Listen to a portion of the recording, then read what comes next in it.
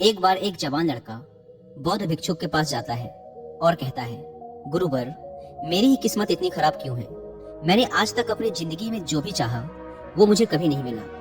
हमेशा असफलता और निराशा ही मेरे हाथ लगी है। लेकिन मैं ऐसे बहुत से लोगों को जानता हूँ जिनकी जिंदगी में किसी भी चीज की कोई कमी नहीं है। उन्होंने अपने जीवन में जो कुछ भी चाहा वो सब उन्हें मिला है। गुरुवर, आखिर ऐसा क्यों होता है कि कुछ लोगों को सब कुछ मिलता है, वो जो भी करते हैं हर काम में सफल होते हैं, अपनी चाहत की हर चीज को हासिल कर लेते हैं, जबकि दूसरी तरफ ज्यादातर लोग बस मेरी तरह सपने देखते रहते हैं, लेकिन वो कभी भी अपनी मनचाही चीजें और सफलता हासिल नहीं कर पाते। तो आप मुझे कोई ऐसा तरीका बताएं जिससे मैं भी अपने भाग्य को ठीक कर सकूं और मनचाही सफलता हासिल कर सकूं। बौद्ध भिक्षु ने लड़के की पूरी बात ध्यान से सुनी और फिर कहा, तुम जिन सफल लोगों की बात कर रहे हो सकता है कि उनमें से कुछ लोग अपने भाग्य के सहारे सफल हो गए हों, लेकिन ज्यादातर लोग भाग्य के सहारे नहीं बल्कि इसलिए सफल हैं क्योंकि उन्होंने ये सफलता कमाई है। सफलता प्राप्त करने और लगातार सफल बने रहने के लिए इंसान के अंदर कुछ महत्वपूर्ण आदतों और एक विशिष्ट नजरिए का होना बेहद आवश्यक है, जिसके बारे में आज मैं तुम्हें बताने जा रहा हूँ। बस मेरी पूरी बात को अंत तक ध्यान से सुनना। व्यक्ति ने कहा, जी गुरुवर, मैं आपकी पूरी बात को ध्यान से सुनूंगा। बौद्ध भिक्षु ने कहना शुरू किया, हम सही तरीके और शांत मन के साथ सोचकर जीवन में आने वाली हर चुनौती का समाधान खोज सकते हैं। हम सबको अपने शून्य की खोज करने का प्रयास करना चाहिए। शून्य को खोजने का अर्थ एक ऐसी मानसिक अवस्था को प्राप्त करने से है जहाँ प्रेम, अच्छा स्वास्थ्य, ध्यान और खुशियां, कोई रोग नहीं है, कोई द्वेष, कोई चिंता, कोई युद्ध नहीं है, बस है तो सिर्फ शांति और खुशी। अपने शून्य के नजदीक पहुंचने के लिए हमें वो करते रहना चाहिए जो करना हम पसंद करते हैं। हमें हर रोज खुद से यह प्रश्न करना चाहिए कि क्या हम अपने लक्ष्य के प्रति पूरी ईमानदारी से मेहनत कर रहे हैं? क्या हम सकारात्मक और अच्छे विचार रखने वाले दोस्तों के साथ जुड़े हुए हैं? क्या हम अपने कर्तव्यों के प्रति ईमानदार हैं? क्या हम अपने खाली समय का सही से उपयोग कर रहे हैं? इस तरह के प्रश्न हमें सकारात्मक चिंतन करने के लिए मजबूर करते हैं और ये हमारे शून्य तक पहुंचने के सफर को और भी रोमांचक बना देते हैं, जिससे हम अपने लक्ष्य, आर्थिक स्थिति और खुशियों को निर्धारित कर सकते हैं। हमें हमेशा ऐसे लोगों के साथ रहने का प्रयास करना चाहिए जिनके लक्ष्य बड़े और जीवन मूल्य ऊंचे हों, क्योंकि ऐसे लोग हमें आगे बढ़ने के लिए प्रेरित करते हैं, हमारी सफलता में खुश होते हैं और हमें सही सलाह देते हैं। हमें हमेशा रचनात्मक सपने देखते रहना चाहिए और ऐसा हम इन 5 तरीकों से कर सकते हैं। पहला, हमें खुद से ये सवाल पूछते रहना चाहिए कि मैं कौन हूँ और मुझे अपने जीवन में कहाँ और कैसे पहुँचना है। दूसरा तरीका, हमारे लक्ष्य पूरी तरीके से स्पष्ट होने चाहिए।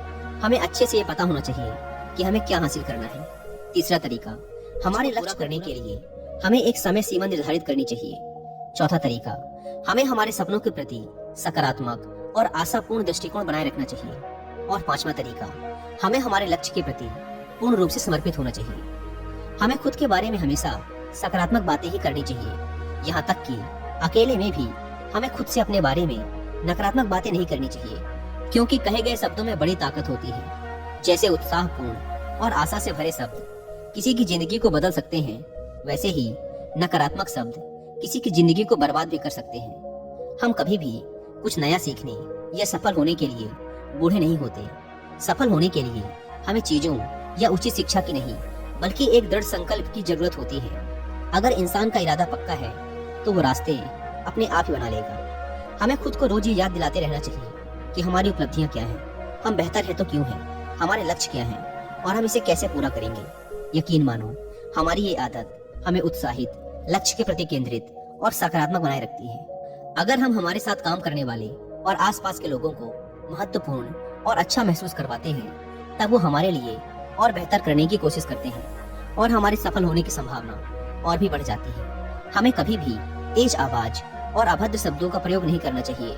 ऐसा करने से हम एक कमजोर और कम आत्मविश्वास वाले व्यक्ति प्रतीत होते हैं। हमारी सफलता का निर्धारण इस बात से नहीं होता कि हम अपने लिए क्या करते हैं, बल्कि इस बात से होता है कि हम अन्य लोगों को प्रेरित करने के लिए क्या करते हैं। हमें सारे काम खुद करने की जरूरत नहीं है, हमें बस वही करना चाहिए जो जरूरी है। बाकी के कामों को उपयुक्त लोगों को बांट देना चाहिए। ऐसा करने से सामने वाला भी महत्वपूर्ण महसूस करता है और हमारा काम भी ज्यादा आसानी और अच्छे से हो जाता है।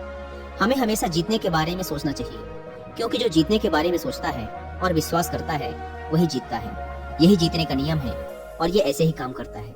हमें इस बात का ध्यान रखना चाहिए कि हम अपने बच्चों के सामने अच्छा व्यवहार करें, क्योंकि एक छोटा बच्चा अपने माँ बाप के व्यवहार को ही एक आदर्श व्यवहार मानता है और उसे ही अपनाने की कोशिश करता है। इसीलिए हमें आने वाली पीढ़ी को संस्कारवान बनाने का प्रयास करना चाहिए। हमें जो चाहिए उसके बारे में हमें पूछना चाहिए, खोजना चाहिए, दरवाजा खटखटाना चाहिए और हमें वो मिल जाएगा जो हम पाना चाहते हैं। सफल लोग अपने पूछने की कला से वो सब कुछ हासिल कर लेते हैं जो वो पाना चाहते हैं।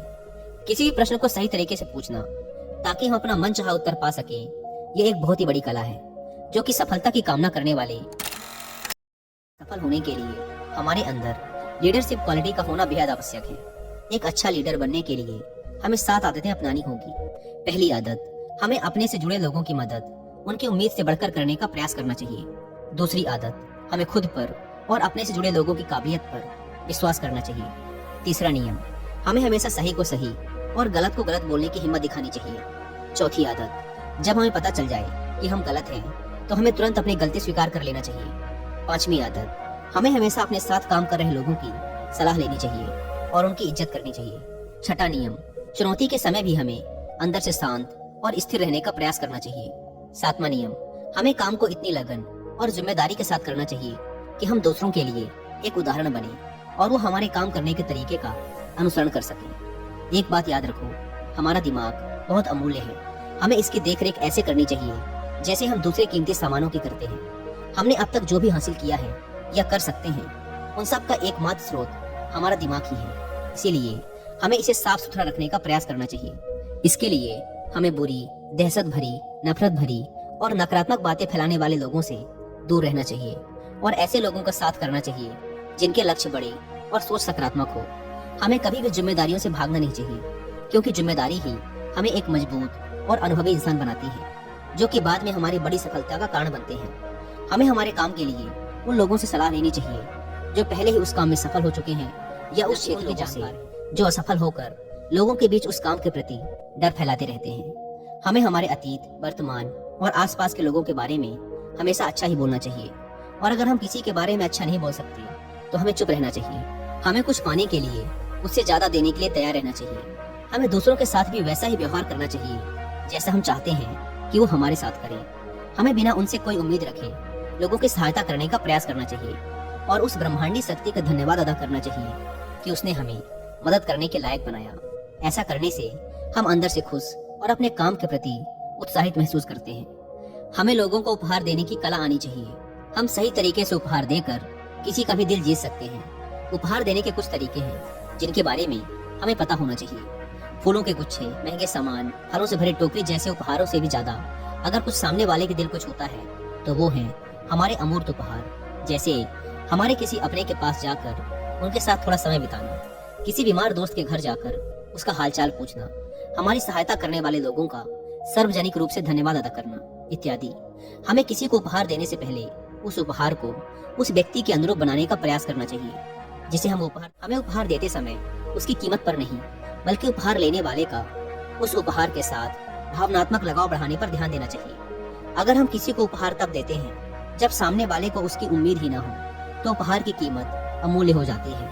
हमें उपहार देते समय उसे थोड़ा सजा के देना चाहिए, जैसे एक व्यक्तिगत पत्र या फूल के साथ। हमें हमारे साथ काम कर रहे लोगों के विचार, अच्छे सुझावों और उनकी बुद्धिमत्ता की प्रशंसा करनी चाहिए। उन्हें काम से जुड़े मुद्दों पर निर्णय लेने के लिए प्रोत्साहित करते रहना चाहिए। ऐसा करके हम उनके मनोबल को बढ़ाते हैं और वो खुद को महत्वपूर्ण, उपयोगी व आवश्यक महसूस करते हैं और हमारे प्रति उनका विश्वास और भी बढ़ जाता है।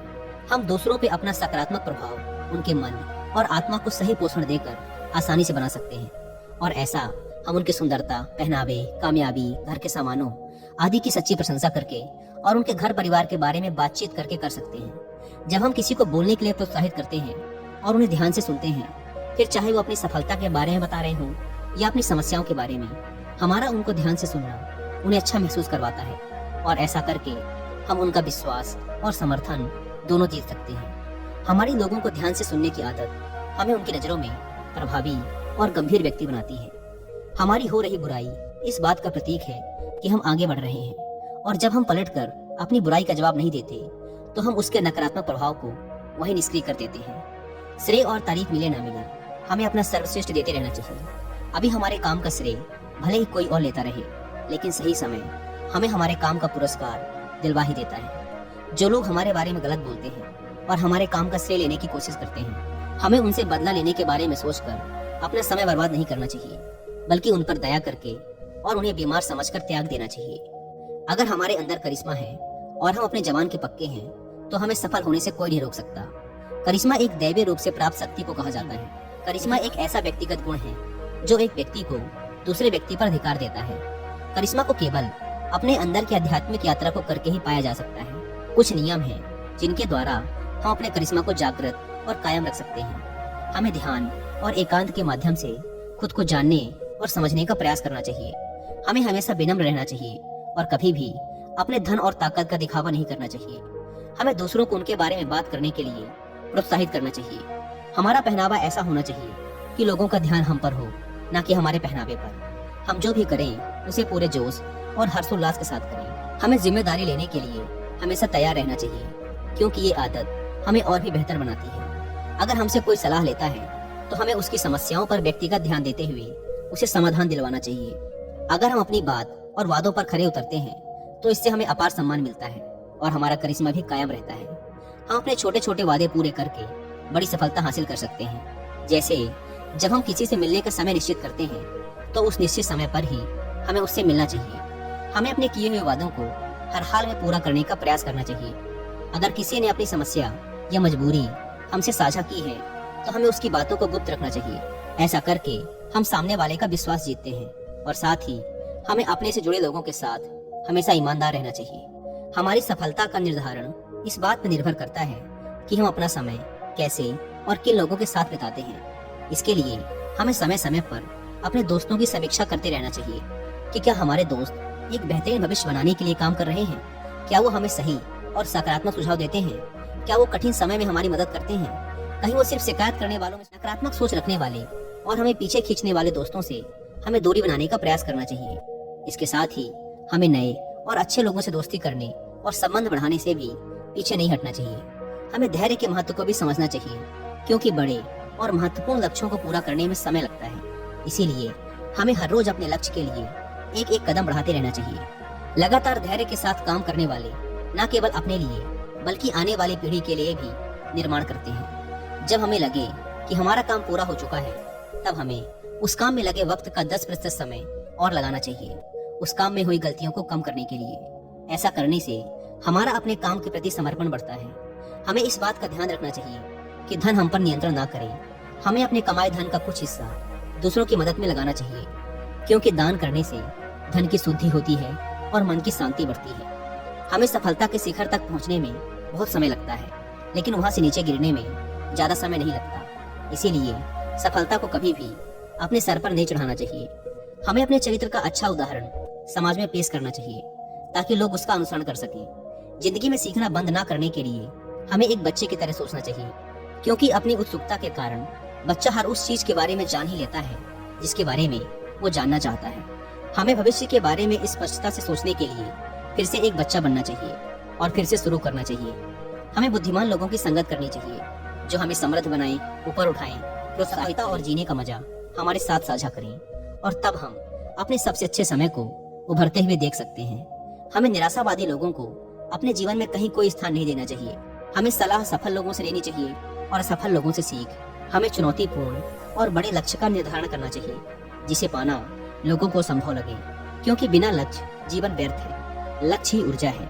जितना बड़ा लक्ष्य होगा उतनी ही ज्यादा हमारे अंदर ऊर्जा होगी अपने लक्ष्य को पूरा करने की। इसके बाद बौद्ध भिक्षु ने लड़के से कहा, मुझे उम्मीद है कि अब तुम समझ गए होगे कि तुम्हें सफल होने के लिए क्या करना है। लड़का भी भिक्षु का धन्यवाद कर उनकी आज्ञा ले वहां से चला गया। दोस्तों, उम्मीद है कि आपको इस वीडियो से काफी कुछ सीखने को मिला होगा। और हाँ,